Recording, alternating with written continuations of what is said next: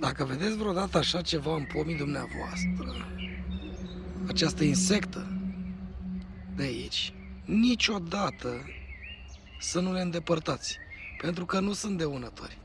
În momentul de față sunteți martorii unui război între furnici și această insectă care vine să mănânce afidele. Ia să vedem noi ce avem aici. Uitați.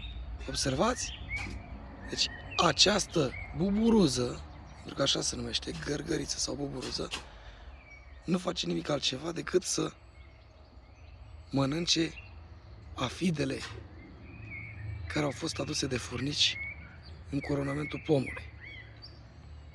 Iar noi, dacă venim și dăm cu insecticid, vom strica echilibrul, deoarece vom omorî atât insectele benefice, cât și pe cele care într-adevăr sunt dăunătoare.